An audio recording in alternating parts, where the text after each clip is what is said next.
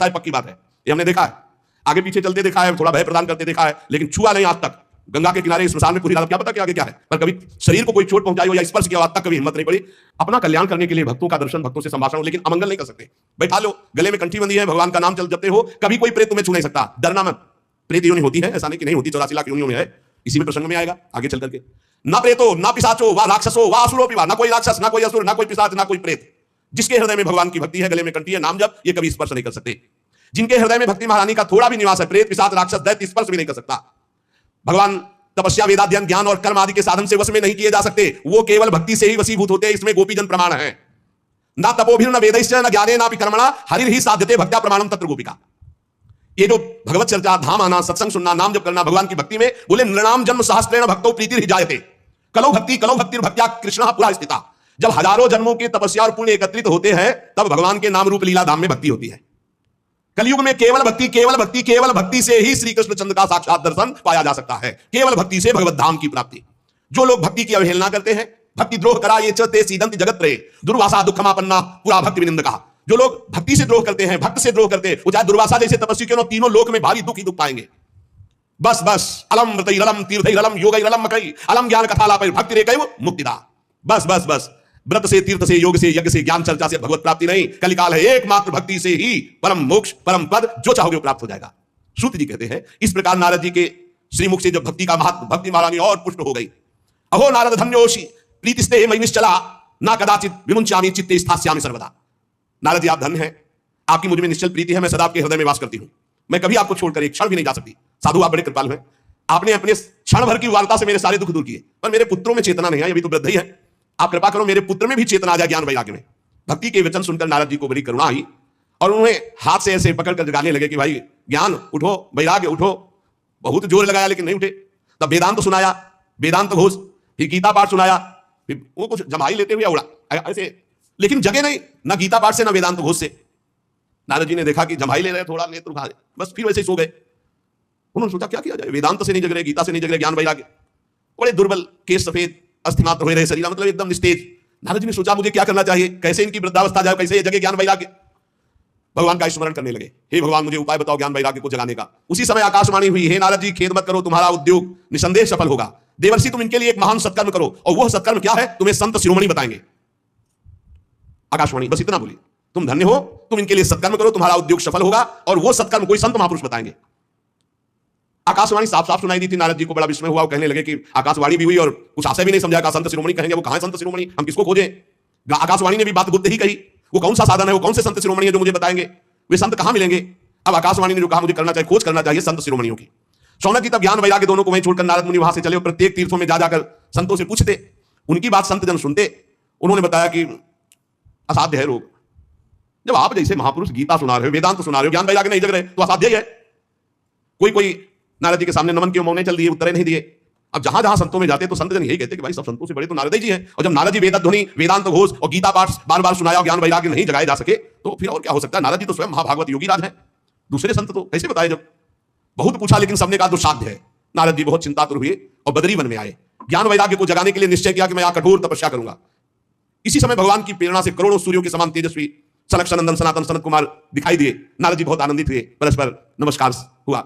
नारद जी ने कहा महात्माओं, इस समय बड़े भाग्य से मेरा आप लोगों के साथ समागम हुआ, आप मुझ पर कृपा करके शीघ्र वो साधना बतलाइए। आप सभी लोग बड़े योगी बुद्धिमान विद्वान हैं, आप देखने में 5-5 वर्ष के बालक से जान पड़ते हैं, किंतु हैं सबके पूर्वजों के पूर्वज। आप सदैव वैकुंठ धाम में निवास करते हैं और निरंतर हरिनाम कीर्तन करते रहते हैं, भगवान लीलामृत का रसास्वादन करके उन्मत्त रहते हैं। भगवान की चर्चा ही आपका जीवन है। सदा वैकुंठ निलया हरि कीर्तन तत्पराः लीलामृत रसोन्मत्ताः कथा मात्रैक जीवना, कथा ही आपका जीवन है और हरि कीर्तन अमृत का, लीलामृत का पान करके उन्मत्त बने रहते हैं। और हर समय हरिशरणमेव हि नित्यम येषां मुखे वचः अतः काल समादिष्टा जरायुष्मान न बाधते। हर समय आपके मुख से निकलता रहता है हरिशरणम हरिशरणम हरिशरणम। इस महामंत्र के कारण काल प्रेरित वृद्धावस्था आपको छू नहीं सकती। हरिशरणम, आपको कोई बाधा नहीं पहुंचा सकता, किसी भी लोक में आप कहीं भी जा सकते हैं। आपके भ्रूभंग मात्र टेढ़ी होने पर भगवान के द्वारपाल जय विजय तुरंत पृथ्वी लोक में गिर पड़े थे और आपकी ही कृपा से पुनः वैकुंठ लोक पहुंचे। धन्य हो गया मैं जो आज आपका दर्शन हुआ। मैं बहुत दीन हूं, आप लोग स्वभाव से दयालु हैं, इसलिए मुझ पर आपको अवश्य कृपा करनी चाहिए। बताइए आकाशवाणी ने जो कहा वो कौन सा साधन है, मुझे क्या अनुष्ठान करना चाहिए, ज्ञान और वैराग्य किस प्रकार जागृत हो और भक्ति सुखी हो जाए, सब में भक्ति ज्ञान वैराग्य की प्रतिष्ठा हो, ऐसा कौन सा साधन है। सनक सनंदन सनातन सनत कुमार चारों ऋषियों में से बोले, देवर्षि आप चिंता मत करो, पहले तो प्रसन्न हो जाओ। उनके उद्धार का एक सरल उपाय पहले से विद्यमान है। नारद जी, धन्य है उसका जीवन जो परोपकारी जीवन है दूसरे के लिए। आप विरक्तों में शिरोमणि हैं, श्री कृष्ण दासों के शाश्वत पथ प्रदर्शक हैं, भक्ति योग के भास्कर हैं। आप भक्ति के लिए जो उद्योग कर रहे हैं आपके लिए कोई आश्चर्य की बात नहीं समझनी चाहिए। भगवान के भक्त के लिए तो भक्ति की सम्यक स्थापना करना सदा उचित है। ऋषियों ने संसार में अनेकों मार्ग प्रकट किए हैं, किंतु सभी कष्ट साध्य है और परिणाम में बहुत ब्रह्मा द्वारा रचे हुए लोगों की ही प्राप्ति कराने वाले हैं। भगवान की प्राप्ति कराने वाला मार्ग तो बड़ा गुप्त है, उसका उपदेश करने वाला पुरुष भी बड़े भाग्य से प्राप्त होता है। आपको आकाशवाणी ने जिस सत्कर्म का संकेत किया है उसे हम बतलाते हैं, आप प्रसन्न और समाहित चित्त होकर सुनिए। नारद जी, द्रव्य यज्ञ, तपो यज्ञ, योग यज्ञ और स्वाध्याय रूपी ज्ञान यज्ञ, ये सब तो लोक लोकांतर की प्राप्ति कराने वाले हैं, महालोक, तप लोक, जनलोक, स्वर्गलोक आदि। लेकिन ये जो भगवत चर्चा रूपी महान सत्कर्म है, ये मोक्ष प्रदान करता है, प्रेम प्रदान करता है। भगवान की जो दिव्य चर्चाएं हैं, जिसे परमहंस श्री सुखदेव जी ने गान किया है, जब संपूर्ण भागवत की चर्चा ज्ञान और वैराग्य भक्ति को सुनाई जाए तो तत्काल इनको बल मिलेगा, इनका कष्ट चला जाएगा और ये आनंद से उन्मत्त होकर नृत्य करेंगे। सिंह की गर्जना सुनकर जैसे भेड़िए भाग जाते हैं, ऐसे भगवान की चर्चा सुनकर कलयुग के दोष नष्ट हो जाते हैं, कलयुग भयभीत होकर भाग जाता है। प्रेम रस प्रवाहित करने वाली भक्ति, ज्ञान और वैराग्य सबके हृदयों में जागृत हो जाएगी जो भगवान की चर्चा सुनेंगे। नारद जी ने कहा कि मैंने वेद वेदांत की ध्वनि की, गीता पाठ बार बार किया, फिर भी भक्ति ज्ञान वैराग्य तीनों नहीं जगे, तो महाराज श्रीमद् भागवत सुनाने से कैसे जग जाएंगे? क्योंकि कथा के प्रत्येक श्लोक, प्रत्येक पद में वेदों का ही तो सारांश है। आप लोग शरणागत वत्सल, आपका दर्शन कभी व्यर्थ नहीं जाता, इसलिए मेरा संदेह दूर कीजिए।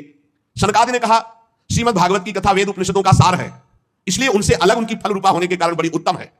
जिस प्रकार रस वृक्ष की जड़ से लेकर शाखा पर्यंत रहता है किंतु उसका स्वाद नहीं लिया जा सकता, वही जब अलग फल रूप में आता है तो उसका स्वाद लिया जाता है। जैसे दूध में घी रहता है किंतु उसका स्वाद नहीं लिया जाता, जब प्रक्रिया के द्वारा अलग किया जाता है तो उसका स्वाद अलग हो जाता है। जैसे गन्ने में शक्कर रहती है पर प्रक्रिया के द्वारा फिर उसका स्वाद अलग लिया जाता है, ऐसे ही वेद उपनिषद का सार फल रूप है जो भगवान श्री कृष्ण की चर्चा से युक्त श्रीमद् भागवत है।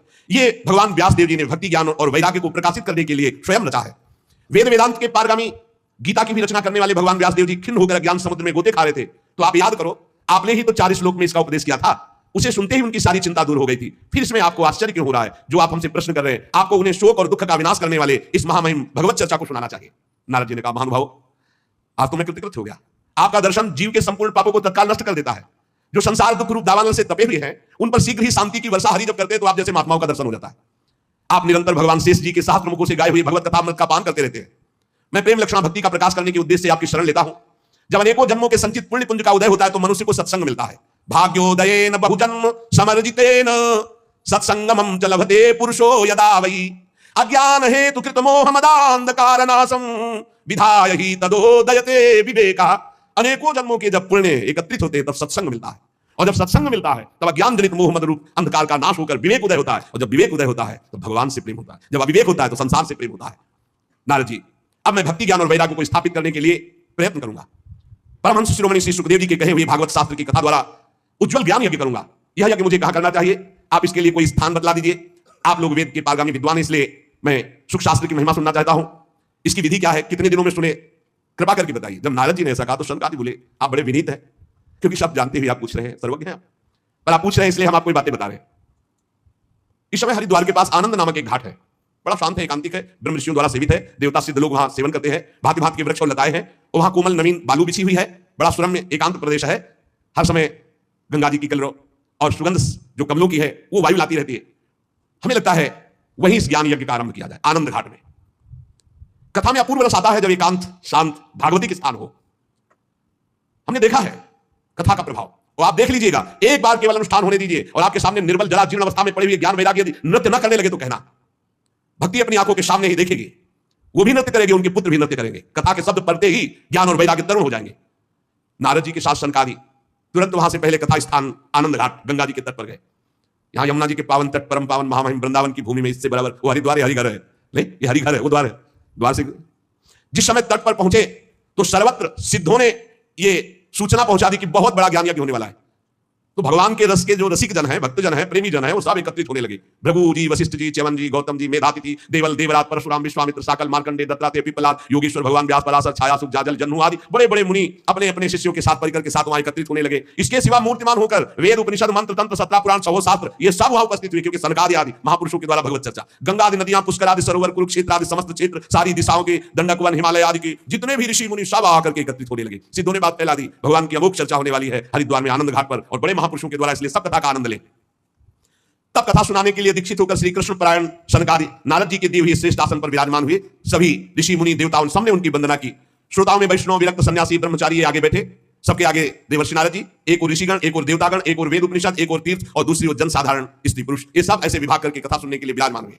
उस समय बड़ी जोर की पुष्प वर्षा हुई आकाश से, जय जयकार नमस्कार और शंखों की ध्वनि होने लगी, फूलों की वर्षा, जो विमान पर चढ़कर देवता लोग सब ऋषियों के ऊपर कल्पवृक्ष के फूल बरसा रहे थे। सनकादि ऋषि महात्मा नारद को भगवत चर्चा का महात्म्य स्पष्ट करके सुनाने लगे। सनकादि ने कहा, हम आपको इसकी पहले महिमा सुनाते हैं, जो इसको श्रवण कर ले एक बार सही ढंग से, उसकी मुक्ति निश्चित हो जाएगी। कोई भी हो, एक बार पूरी सम्यक 18,000 श्लोक सुन ले तो निश्चित उसको भगवत प्राप्ति हो जाएगी। पहला ये श्रवण का फल है, तुम्हारी समझ में आवे ना आवे, एक बार आपने ध्यान से भगवत चर्चा सुनी सम्यक, तो इसका फल है कि अंततः तुम्हारा कल्याण हो जाएगा। और कहीं ध्यान देकर सुना तो प्रेम लक्षणा भक्ति जागृत हो जाएगी, जो मोक्ष को भी लघु करने वाली है। इसलिए इस कथा का सावधान होकर के आस्वादन करना चाहिए। जो पूरी कथा सुन लेगा तो श्रवण मात्र से श्री हरि हृदय में आकर विराजमान हो जाएंगे, हरि जागृत हो जाएंगे। भय प्रकट कृपाला, अभी यहां 3 गुणों का पर्दा लगाकर आनंद ले रहे, सो रहे, फिर वो जग जाएंगे, पर्दा हट जाएगा और भय प्रकट कृपाला, तो हमें हृदय में ही साक्षात्कार हो जाएगा। यस्या श्रवण मात्रेण हरिश्चित्तम समाश्रयेत। इसमें 18,000 श्लोक, 12 स्कंद, श्री सुखदेव और राजा परीक्षित का संवाद।